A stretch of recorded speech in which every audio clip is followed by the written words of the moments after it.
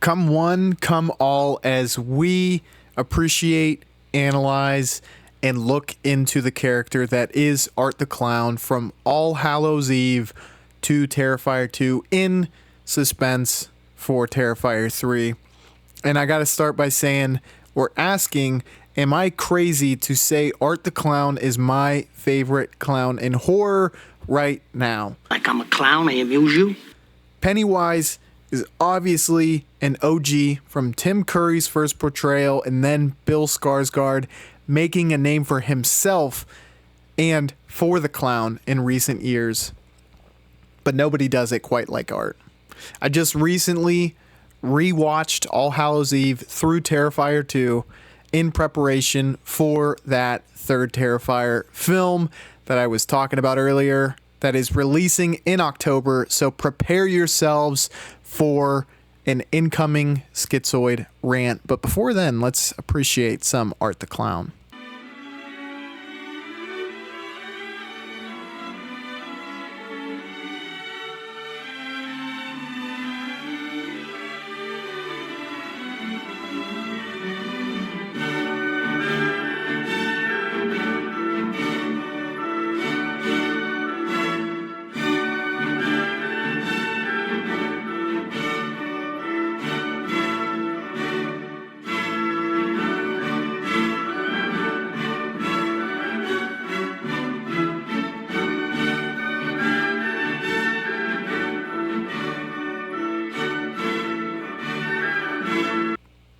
I've learned a lot from those three movies, even All Hallows Eve, which doesn't actually feel canonically linked to the series or what's going to be a trilogy soon.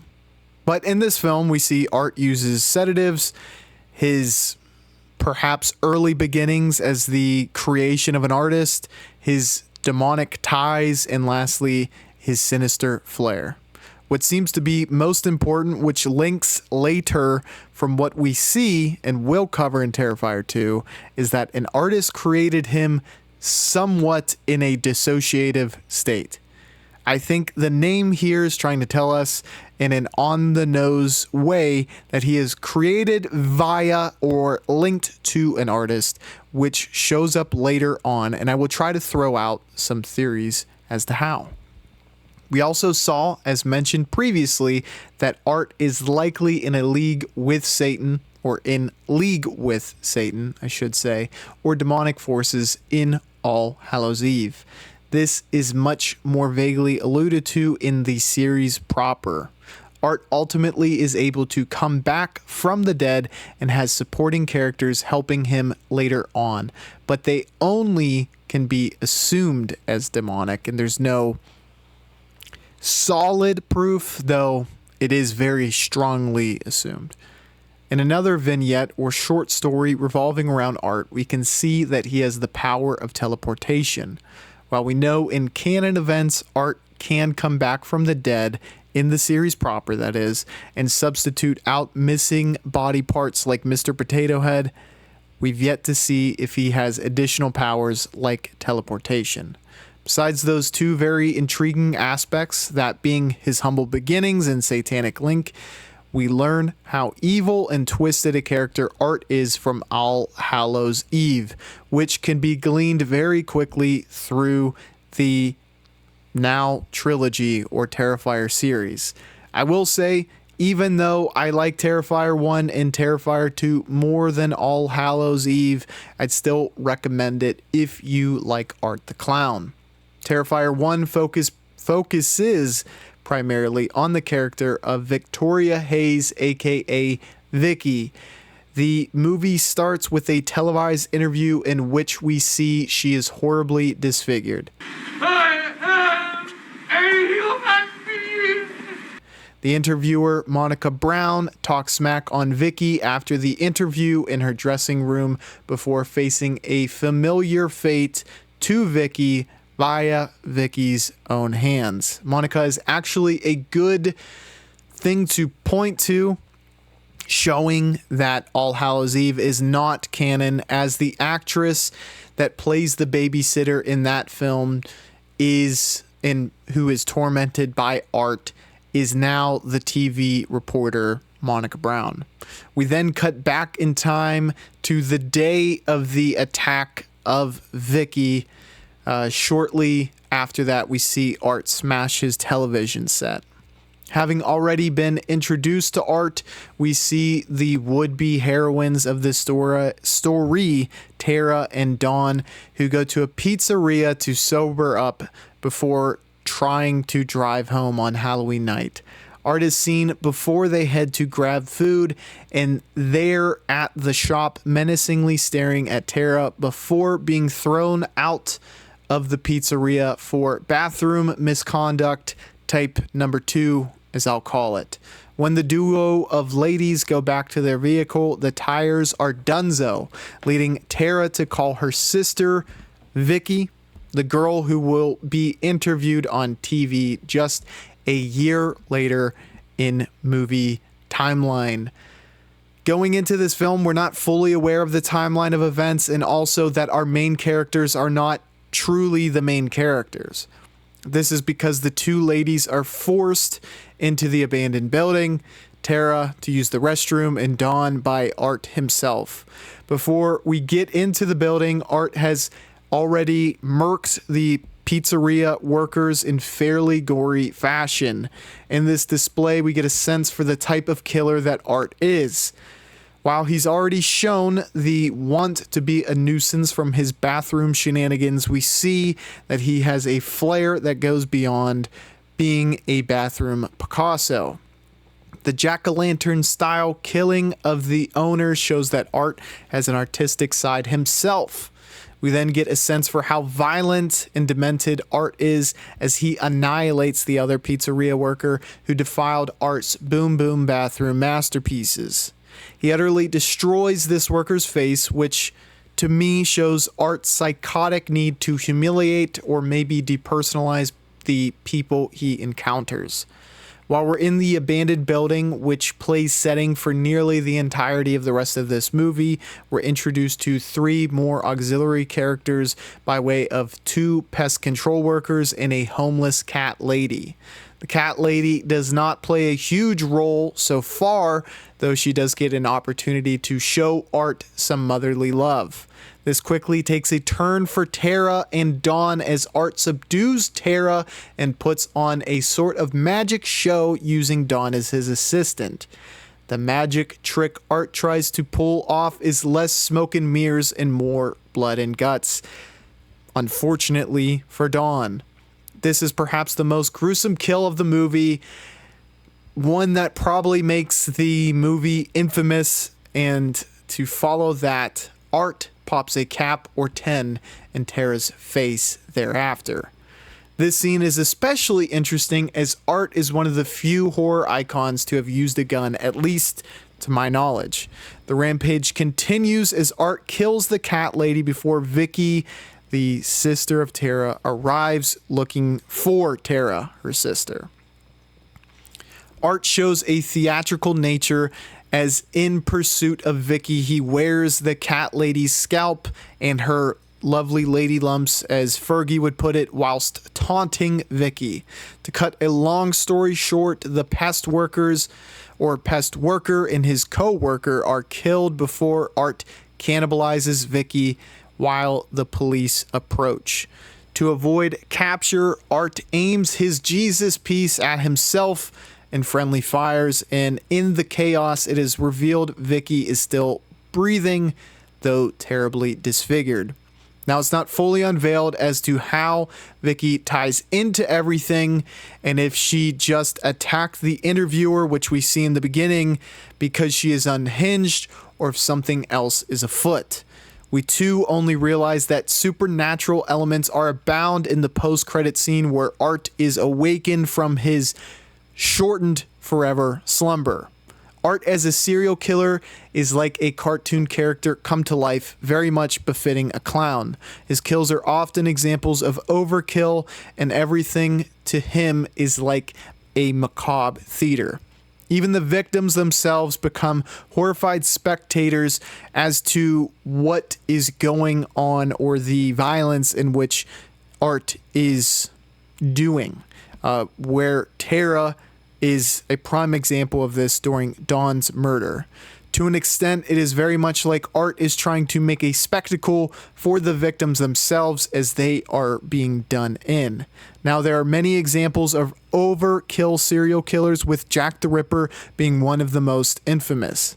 It's hard to draw comparisons from Jack, being as he went uncaptured, but we can very much liken it to the sexual desires in which it is thought to be driving Jack the Ripper, and then perhaps removing evidence of their transgressions. The Green River Killer frequently victimized sex workers and claimed the murders were to rid the streets of them. This is another such example of why, or I guess, removing the evidence. He would begin his transaction with them and then take their lives. Ridgway, the Green River Killer, would perform acts on the bodies post-mortem. To me, this is telling in a way, for Art does not outwardly show gratification from murdering the women, though it's very much a possibility. It certainly seems that the women in all movies, or specific women, are his true targets, while the rest of the victims are more or less cannon fodder or just were in the way. For his murders, or for Vicky's case, grievous injury, the act of being with them is either embarrassing or repulsive, so he must achieve his goal via violence. This ties to Ridgway's MO, as he wanted gratification, but in his mind saw these victims as subhuman. By so terribly deforming the corpses, Art is able to possess these victims after their interaction, ending much like how Ridgway would reclaim his victims after their death. As to say, no one is the same after they encounter Art. So he kind of claims that person through the violence that he does to them. So by destroying their bodies too, while being proof of Art's crime in some way, it also kind of covers it up. So to extrapolate this a little further, by depersonalizing his victims, there's plausible deniability in those victims are now changed from when he first assaults them or lusts over them. I think you get an interesting view into Art's psychology when he kills Tara. It was much more sudden and showed frustration, whereas her friend and sister received completely different treatment. Her reaction to the display of Dawn and willingness to fight back made Art snatch back control instantly and lose interest in Tara. There's an equally compelling case as to a schizophrenic disorder being the reasoning, as that is a common occurrence for overkill murderers. Richard Chase was a schizo killer who would too murder man, woman, and baby alike. There is little evidence to dismiss that Art is not deeply mentally ill. This also ties into the attempts to instantly regain control of situations like Art did with Tara. When Richard Chase started his interactions with victims, he would use his gun to gain control immediately. This was needed because Chase was a blithering psychopath with the charm of a cockroach stuck in a glue trap. Then, after he had complete control, would Chase use his primary weapon, or knife, to do what he did after ending each victim's life. Some of the more astute crime junkies among you will likely be screaming that Art is more of a spree killer / mass murderer than serial killer. And I would agree with you or that statement, though it should be said the FBI dropped the spree killer nomenclature because it was more confusing than effective, though it's a tidbit I'll explore. And he would be considered a spree killer in the past due to the killings taking place in 2 locations, whereas a mass murderer would just be 1. Spree killers are generally motivated by specific reasons, and the 2 that seem to fit Art most closely are mental illness or infamy. Now, we don't necessarily know if these killings are for sexual reasons, and that may instead be more motivated for sacrificial means because of the ending. David Howard Green, the person who plays Art the Clown, stated he played the resurrection as though Art was surprised to come back in the beginning of our next film, but that might just mean he was surprised it worked. The resurrection may stem from demonic forces giving a gift to Art because of his ability to gain infamy and become an entity of fear and evil. It would be easy to state a case that Art is a demon walking the earth prior to his death in Terrifier 1, but in Terrifier 2, it is certainly official. This isn't the last of my theories, but before we dive into those, let's go into Terrifier 2. Rather than break down each kill, let's go over what I find to be the most important aspects of the film. Firstly, Art is able to come back from the dead and replace his eye, which he had previously shot out. He is accompanied by the little pale girl, as is her name in Letterboxd, the character name, who seems invisible to those outside of Art and our main protagonists, as we see the brother of Sienna able to see clearly the little pale girl. Little pale girl seems to be supernatural. Most definitely is supernatural, but more specifically demonic based upon her glowing eyes and also that she had died years previously, which is made known through Sienna's father's workbook or art book or whatever you want to call it. These supernatural elements are going to be what we want to most account for later on. We see Art up to his usual behavior in this film, killing anyone who gets in his way in pursuit of our main character, but also he is able to show up in Sienna's dreams. There's also physical evidence of this in that Sienna's dresser is lit aflame during this dream. Beyond that, it is also shown that Sienna's father had drawn Art the Clown and had been following the cases that seem to be or are directly linked to Art. One, the case of the little pale girl, which we don't know if it is fully connected to Art, but then two, drawings of kills directly linked to Art and newspaper clippings of those killings. Sienna's father was suffering from a brain tumor that caused him to become abusive towards his daughter before the end of his life. The end of his life came tragically as he crashed his own vehicle on purpose into a transformer. Hopefully, it wasn't Bumblebee. Sienna was almost certainly the apple of Art's eye in this film, the way that Vicky had become in Terrifier 1, which is important that there are two main characters that Art was after. Finally, we have Art's Kappa detated by Sienna at the end of Terrifier 2, which sets up a post-credit scene where Vicky from Terrifier 1 births the head of Art as he comes back to life. Now, is he going to regenerate a la Deadpool and have little baby arms and baby legs until he fully grows back? We'll get into that a little later. That leaves us to speculate what the deal is with Art. What's his connection to Sienna and her father? What's up with the little pale girl and Vicky, and much more? Here's one of my favorite theories that I'm actually not seeing elsewhere and kind of came up with myself, that being that Art is a tulpa. For those unfamiliar with the term tulpa, think Slender Man or Scungili Man. They are figments of the imagination that take physical form once enough fear or thought or energy is given to them. I think this is a connection with Sienna's father rather than him straight up being Art.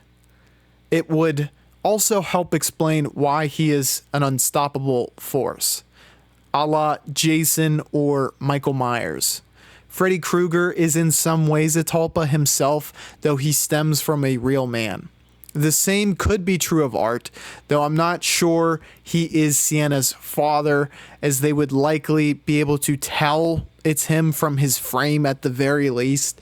Like, I don't think the physical body is Sienna's father, and that's a very common theory at this point, And I can see why, because there's clearly a connection between Sienna's father and Art. But if you saw, if your dad was that lanky and you saw this guy and, oh, he's also drawing this guy, I just feel like, I don't know, it'd be too much evidence pointing towards it being him for you to not notice as the victims. But who knows? Adrenaline's flying. Maybe they're not thinking straight. I mean, Art certainly has that float like a butterfly, sting like a bee build that would be instantly recognized by family members or friends of family as well. Because, Sienna's friends or best friend, no, two best friends, encounter Art, and albeit they don't have a ton of time to say, hey, you look like Sienna's dad, they don't really recognize him. It's quite possible that Sienna's father knew Art or had a psychic connection with this evil from his brain tumor, which is what I lean to personally. Due to the dark, fantastical elements, like I said, I lean towards the psychic connection being what is afoot here, because we've already seen Sienna have healing powers in Terrifier 2. I think there's a special connection between Art, the father, and Sienna due to the artwork the father created, where mortal beings are being granted power to become legend from this artwork. I liken it to a tulpa because Skingili Man went from just a name to an entity so powerful you might find yourself smelling cooked onions or conch in the wind. The more energy we give to them, the more powerful they become. And creating their image via artwork, spending hours over that and thinking about what they look like and what they can do, gives them power. The malevolent energy from Sienna's father was so strong it was able to create Art into a physical realm, and the love for his daughter was great enough for her to transcend into his character as well. But if Sienna was a normal human at first, who is Art? It's likely the killer of the little pale girl, a case in which Sienna's father was following.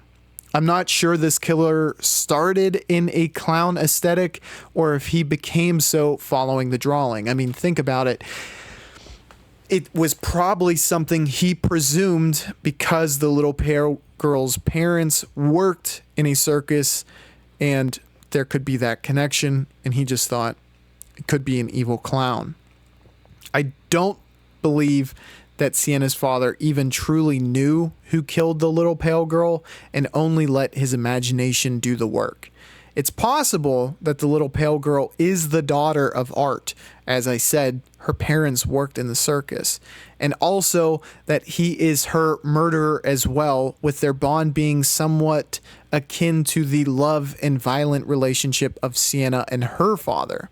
Perhaps that is what, something core to their psychic link, that being Art and Sienna's father, and now Sienna. That leaves one more big question. How did Vicky birth Art? And quite frankly, I don't know if I have a great answer for that. It might seem it might seem lazy to you viewers, but I could only really begin to explain this through tulpaology. In a sense, perception has become reality, where Vicky was touched by evil and then is seen as a monster by society. This perception of being a monstrosity gave her unique powers to birth the decapitated head of Art.